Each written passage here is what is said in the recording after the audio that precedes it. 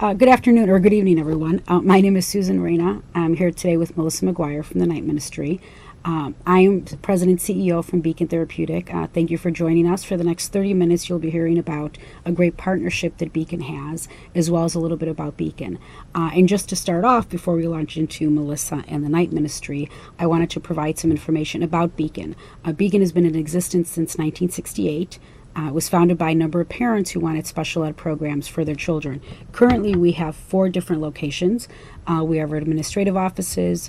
All of our homeless services emanate from Western Avenue, and we have a high school in Calumet Park and our Longwood campus, which houses our elementary school and our Little IOP program.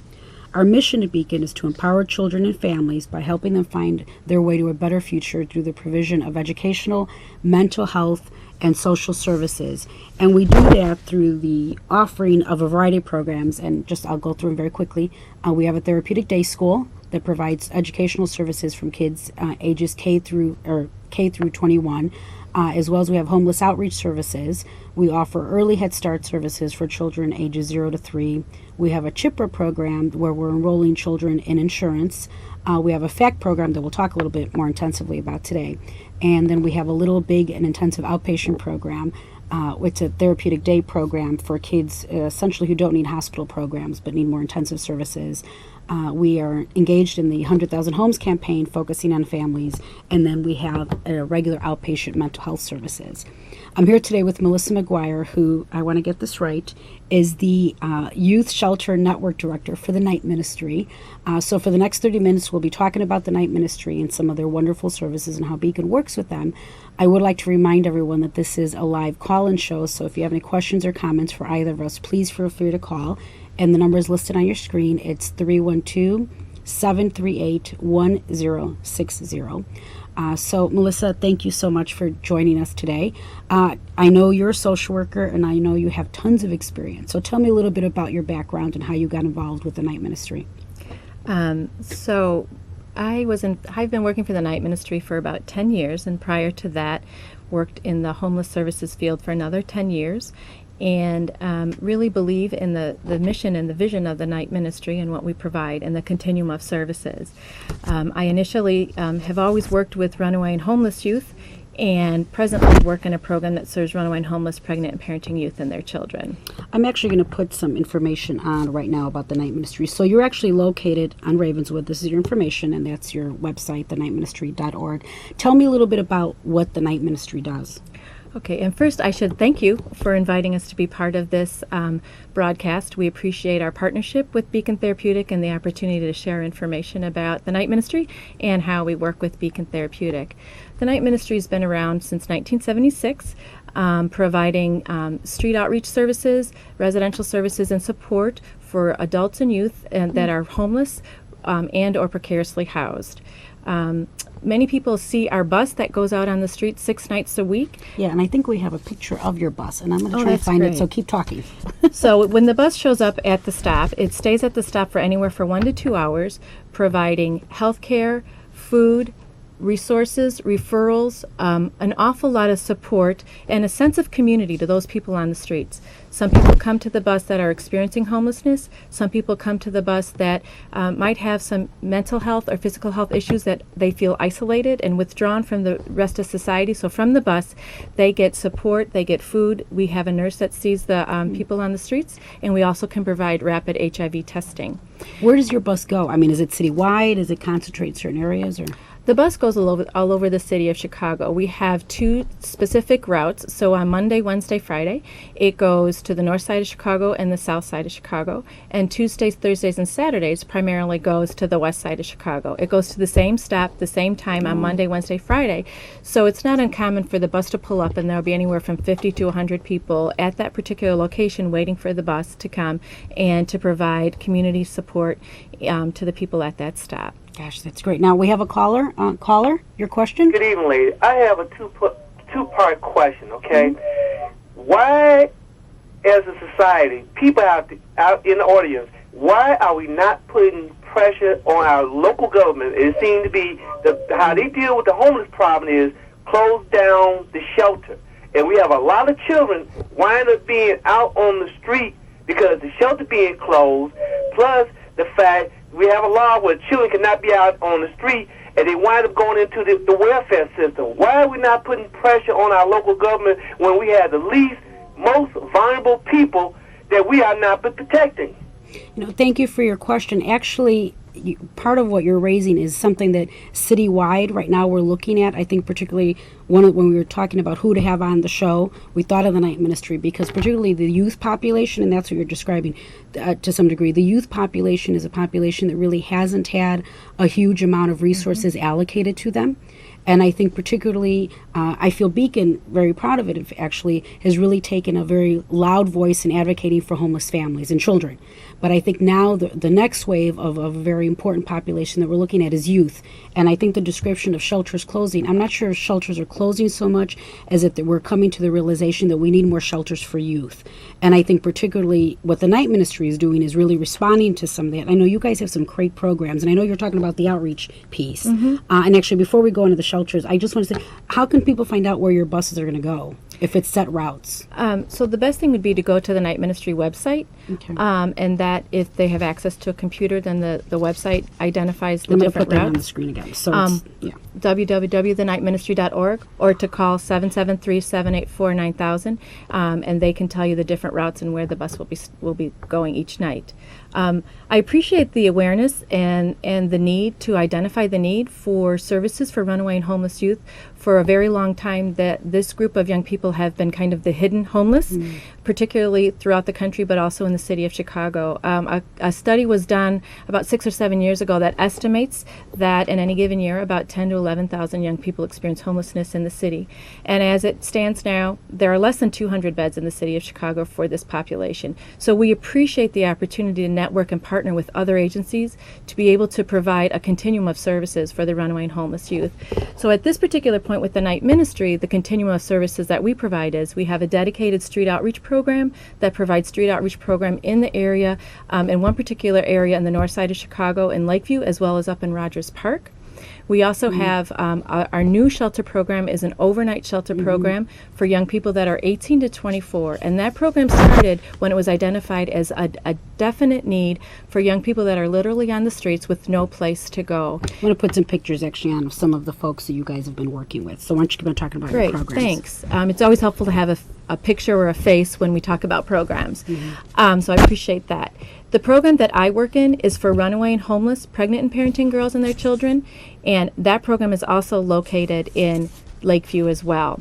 That picture right there is our overnight shelter program for young people that are between the ages of 18 to 24. What we identified is there are some young people on the streets that are in need of non-traditional supportive services to help them, and so that's what the crib is for. The night ministry also has another program in Westtown for runaway and homeless youth that has a short-term housing program as well as a long-term transitional living program.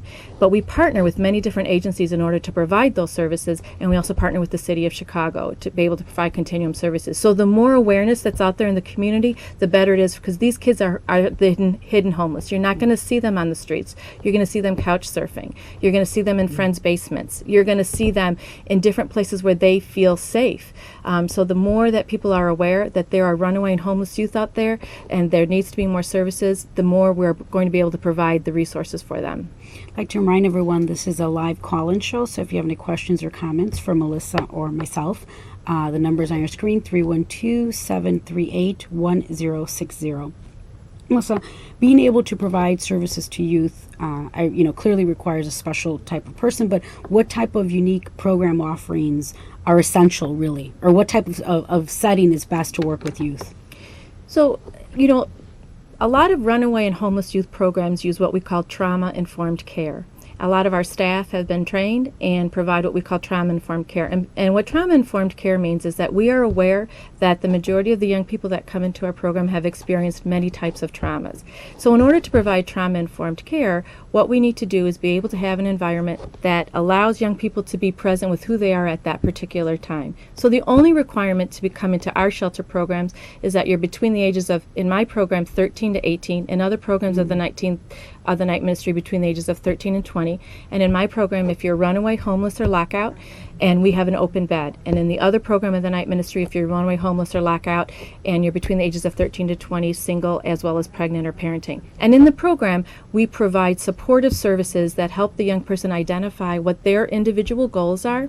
We provide resources and referrals for them to achieve their own individual goals. And we use this tool called motivational interviewing. And it's a skill where, you're nodding because you guys do that too. It really is an intervention that you work with where the young person is at. You help the young person identify his or her goals. You help them identify, we might look at achieving educational goals. You go to a college. They might want to achieve their educational goals by going first and getting their GED first and then going to a college. So what we do is we identify what their own goals are. We provide them the resources and the support in order for them to achieve their individual goals.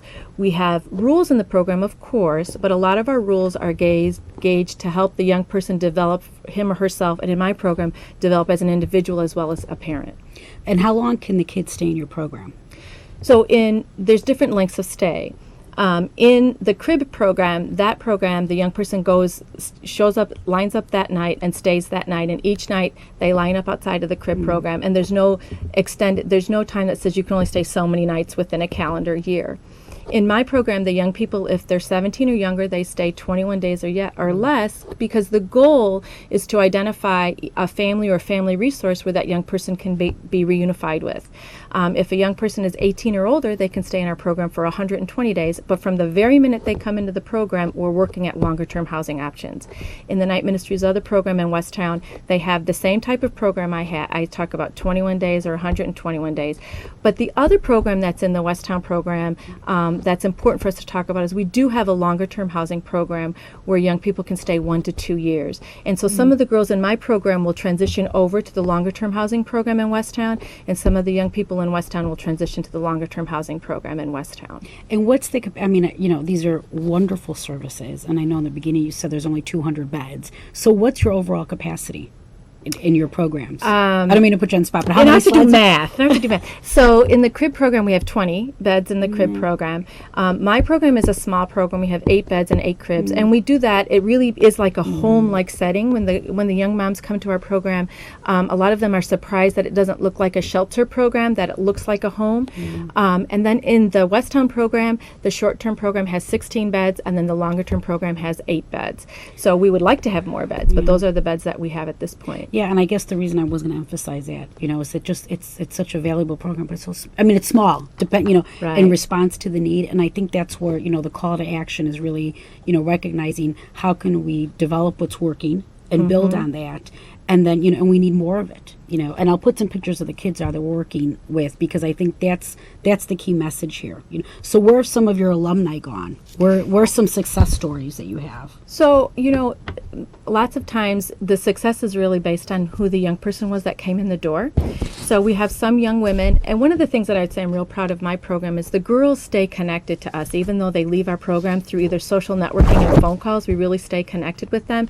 We've had girls who have left our program and have gone to college. We've had girls who have left our program and gone to high school. We've also had girls that have left our program and gone home. I think that a lot of it depends on the young person that's come in the program. One of my success stories I like to talk about is a young girl that came to us that experienced lots and lots and lots of abuse.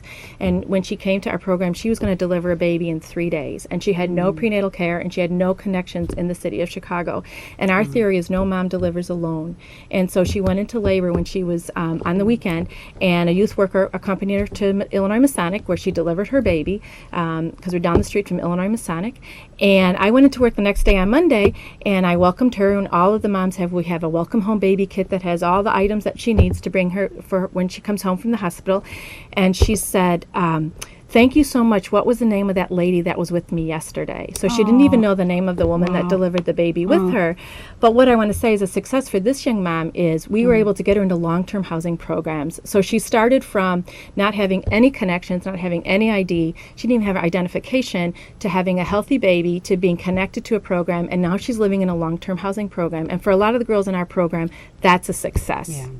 No, I mean, it clearly is. And I think this is where you look at, clearly you made a positive impact on her, and then look at the trajectory that you put that baby on. So now that baby, is getting ideally their health their health, needs being met, as well as a stable household. Similarly, the mom got parenting and all the support that she needed to be a better parent. And I guess, talked about how many people can help a family, and I think this is where the partnerships evolve. Absolutely. In terms of, you're describing families, young kids that need a lot of systems to help them. And that's how I think the collaboration begins, with folks like us and yourselves. So you got involved with us through the FACT project, and I'm going to put some information about the FACT project because I think that's really led to a lot of different partnerships. So I'm going to put some information on. The FACT initiative is one that started now. I think we're going into 4 years with some seed money from the Conrad Hilton. It's really evolved to a very sustainable project where there's mother well-being, outcomes, child, family, and then system. And so the FACT project stands for Family Served Community Treatment, and essentially we're targeting a very specific population, mothers ages 18 to 25 who have one child under the age of 5, or homeless or at risk of homelessness, or as you described, precariously housed.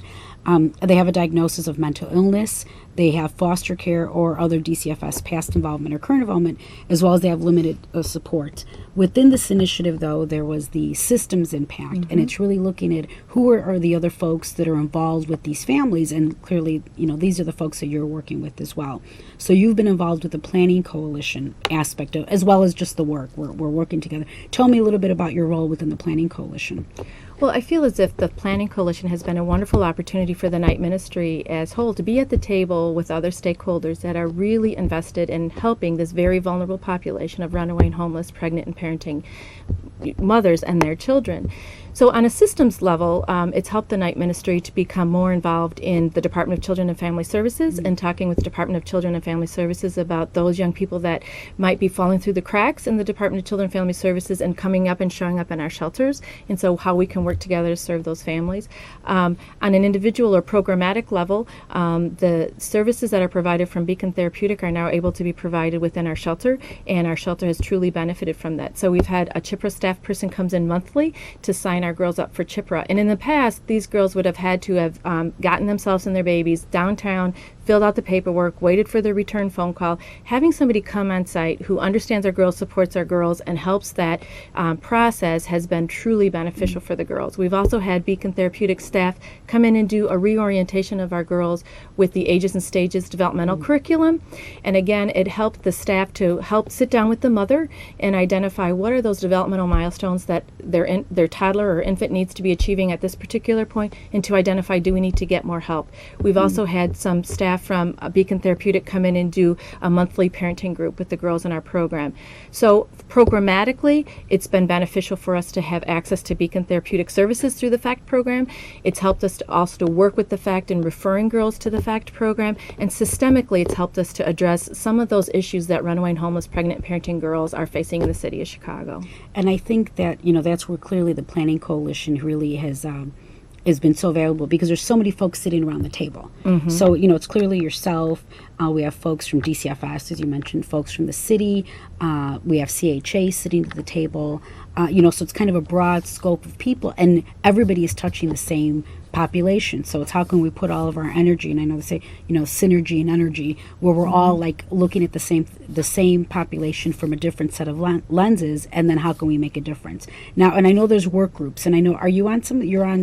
I'm on the youth work group and the early intervention, and I would say that what's been beneficial specifically with the early intervention is about 6 or 7 months ago, we received a grant from a family to update our family space, and I was able to talk to the people in the FACT program to say, we have this small amount of money and we need some help. Because in the past, I think we've been a homeless shelter, a homeless parenting shelter that serves youth that have children, and what we wanted to be was a family youth shelter. And so through Carrie, through the FACT Coalition, she came over to the shelter, she looked at the space that we had, we showed her the money that we had, and she helped us identify those type of child development toys and furniture to buy for our program. So we've really benefited directly from being part of that. And then as part of the youth committee that we've been on, we've worked with the FACT staff and with the Department of Children and Family Services to do some cross trainings where we've talk to staff that are both child welfare staff as well as homeless youth staff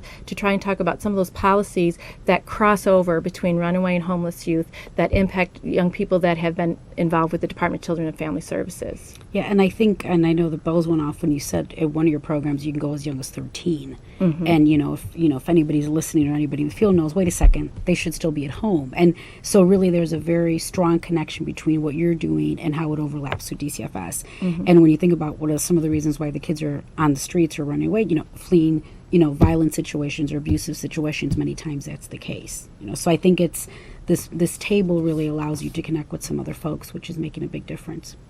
What would you see as some of the challenges, with this population in general, or the benefits with partnerships? Perhaps? That's a really good question. I think one of the overall challenges that we see at the Night Ministry across all of our programs with youth, whether it be pregnant or parenting or single, is the lack of comprehensive mental health services that that understand and can be supportive of the developmental issues of young people. So to be able, the young people that we have that have the most challenges, and many of our programs are those young people that are struggling with diagnosed or undiagnosed mental health, and as the resources are dwindling, we're getting less and less resources that are able to engage young people and get young people in the program. The benefit of the coalition is that it's able to open ourselves up to the identification of other possible resources. We're always looking for mental health services, but the benefit of being part of the coalition is that we're at a table where larger systems are saying the same thing, they're speaking of the same thing, and we're looking at ways to collaborate and work together to address the same thing. Who are some of the other, going back to the Night Ministry in particular, who are some of the other partners that work with you? Because, one of the things that, even though the FACT project essentially mandated that we have to work in partnership, it makes sense. Everybody at a national level now is seeing that, you can't do this alone. So everybody has to work collaboratively. So who are the other groups that you work with collaboratively at the Night Ministry? The Night Ministry as a whole, and I would say specific to the youth population, the Night Ministry staff attend the Coalition for the Homeless Youth Committee, and that's attended by the other homeless youth providers in the city of Chicago. So all the other homeless youth providers are agency-wide collaborators. For the CRIB, the partners for the CRIB is the church that we partner with, and we also partner with the Broadway Youth Center that provides day programming for the young people in the crib. In my program, the pregnant and parenting program, we identified that a lot of the young moms come to our program that have experienced domestic violence.